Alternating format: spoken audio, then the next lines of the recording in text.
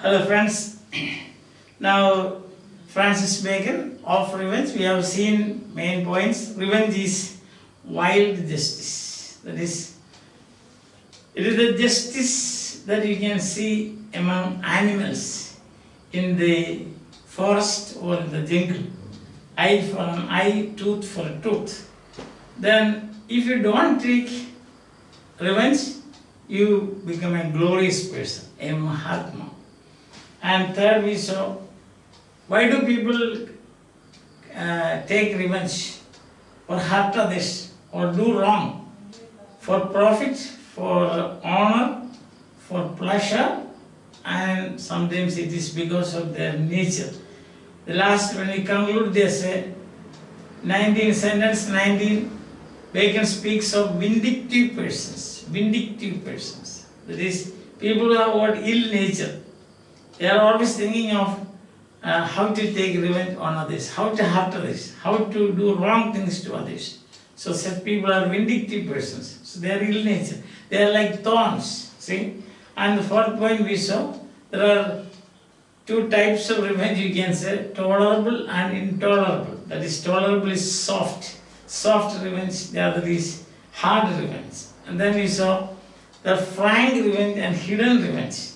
Base and cunning and crafty people, they hide their thoughts, and then when it is time, even without the most unexpected time, they will do wrong to others.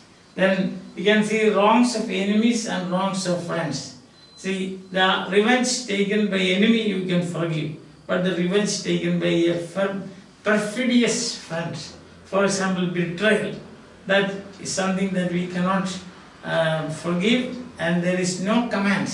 That is neither in the Bible nor in any of the books where we are being guided. It is written that we should forgive our friends. Then it says about public revenge and private revenge. Understand? Public revenge and private revenge. That's what we are going to see now. And the last is about vindictive persons who lead a very sad and unfortunate life.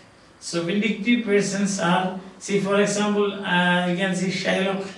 In a way you can say he is a vindictive person, has somehow to do wrong or hurt the other party. That's what he was. In the play it is like that, you know. And of course we know there is anti-Semitism in the play, in Shakespeare's mind also. That may be the reason why he has been the character of Shylock, which ought to be a hero, has been caricatured like this, isn't it?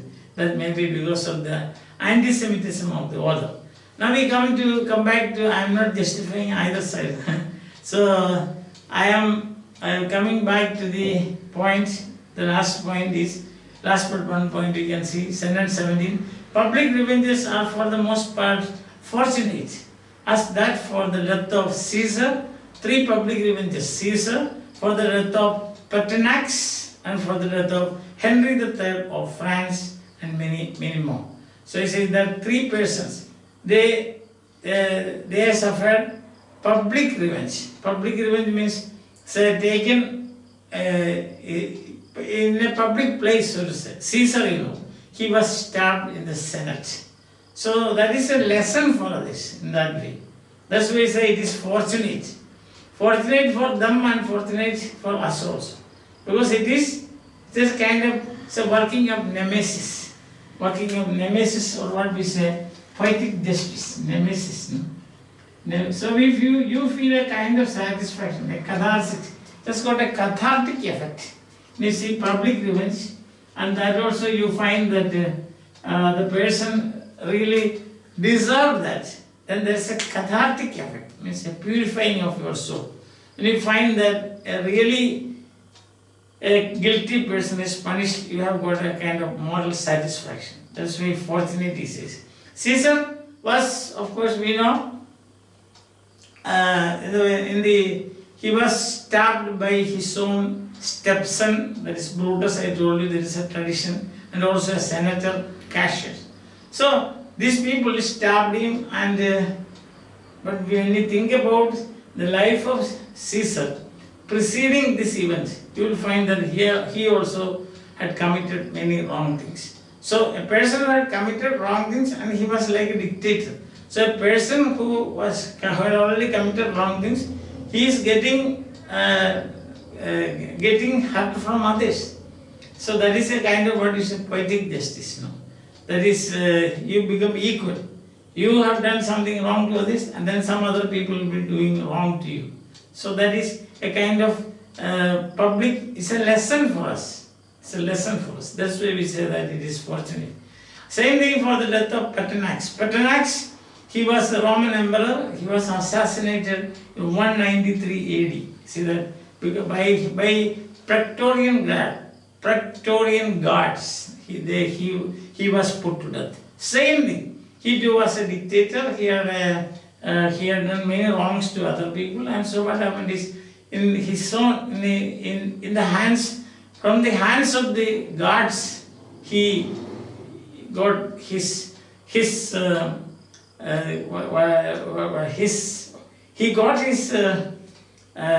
the consequence, So he was assassinated.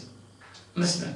So if you do wrong to other people, then somebody else will be doing wrong to you. So that's a lesson for us. The death of the assassination of Pertinax. Understand? You do something, then some other people will be doing harm to you. So this is fortunate, we say. Fortunate, or in other words, it is a kind of lesson, a good lesson for us. Nemesis, working up nemesis, and ultimately it has got a cathartic effect. So the same with the Henry III of France. Henry III of France, he was stabbed in 1589 by Jacques Clement, a monk. So same role. He too was a dictator, and he ruled he ruled without any mercy, showing any mercy to others. He was a cruel person, and so he too was assassinated. Now 3 cases we have seen: Caesar, and then we have got Emperor Pertinax, the Roman emperor, and Henry III of France. All the 3 you will find that they were dictators. They had done many wrongs to the other people to reach that particular position. So what happened is that some other people, you can say it is divine justice, you can say that it is nemesis, you can say that it is a lesson for others. That's what it says. Public revenges are for the most part fortunate. Fortunate for that person as well as fortunate for others. For that person, because he has already received his punishment. Understand? So in that way it is. If you believe in life after death, you will see. Then if you don't receive the punishment now, it will be meted out to you in your future life. So it's better that you receive it now. So that may be the reason why it is fortunate. But in private revenges, it is not so. Say friends, for example, between friends, you do something to your friend and something he takes revenge upon you. Nobody knows that. There is no lesson. Nobody has seen it. Nobody has a chance to learn something from that.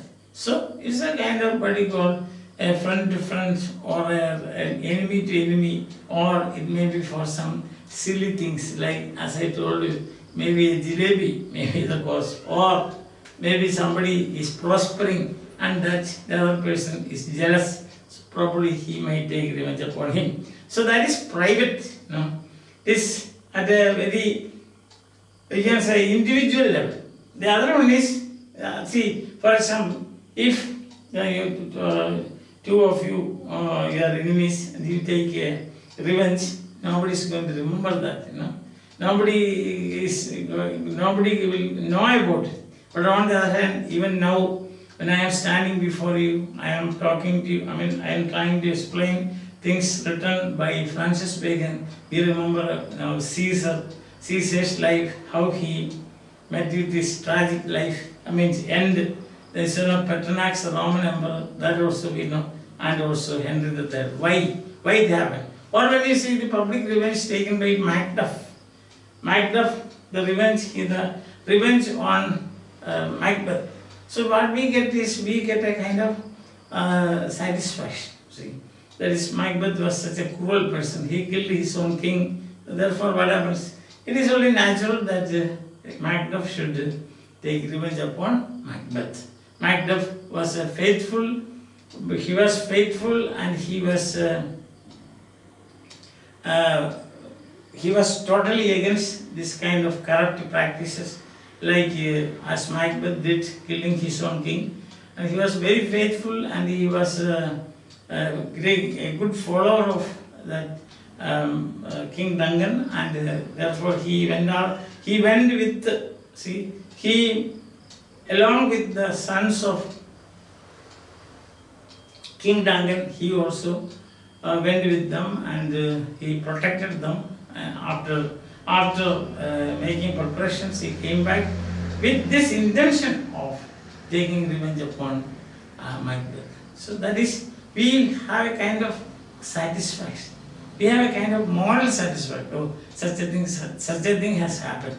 But on the other hand, suppose Macbeth would rule, and he would become a glorious king, and after that people would adore him as a dictator or something like that. Then we will feel that, oh, what is the moral significance of this universe? Is there a moral principle in this universe and so on? So that will leave some gap in our mind. Understand that? So in this case, we are very satisfied. Oh, and it remains a lesson for years to come. As long as human race exists, such examples will exist. Understand? Overreaching ambition and all those things. And now, nay, rather vindictive means nay is not only in the old form of nay. I mean, not only that. Rather, vindictive persons live the life of witches. So what do witches do? You know the character of witches in Macbeth. What is their business? Somehow they are trying to create problems for others. Understand?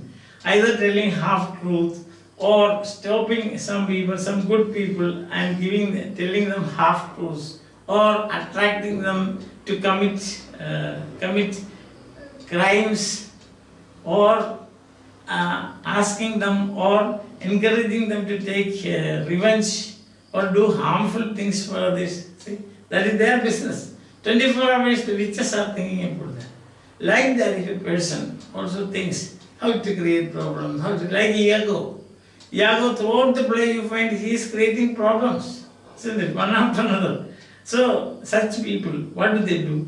Their life is like witches, who, as they are mischievous. So witches are mischievous, vindictive persons are mischievous, they are people of ill nature, their main business in life is they have only one agenda. That one agenda is that to do harm to others. So end the infortunate. Infortunate means unfortunate. Unfortunate is the old form, we can say, of unfortunate. Possible, impossible. So fortunate, infortunate, like that.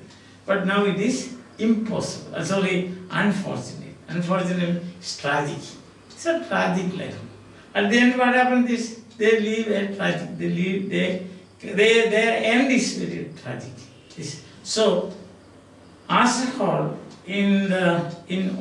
of revenge, what he is on the side of doing virtuous deeds. Bacon is on the side of those people who do virtuous deeds. Those people who pass by an offense and become glorious in their life, rather than vindictive people who are like witches and creating always problems, thinking there are some people in this world like that. I personally know some people. I don't want to tell their names, but I myself have experienced that. Some people are simply for no reason they will be after you. Whatever you do, they will find fault with you and so on. So I think that you also in your life might have come across such persons. What can we do? They are like thorns, as Bacon says. So they cannot but hurt.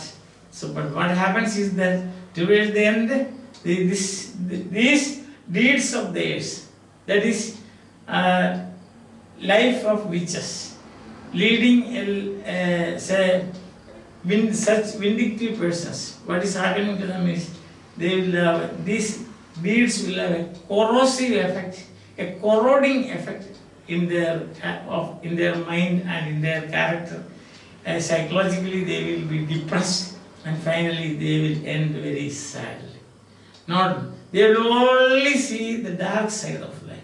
They cannot see the bright side of life. They will say that always there is absolutely no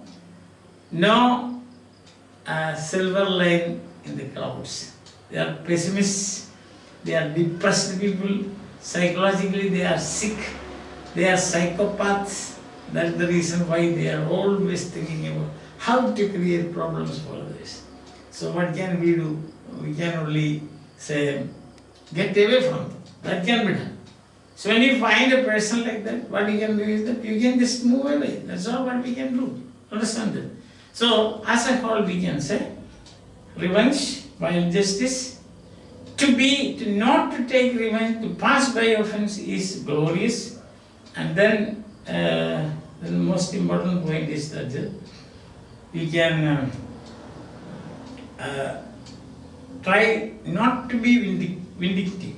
If you are vindictive, you will be like a witch, and your life will be like that of a witch.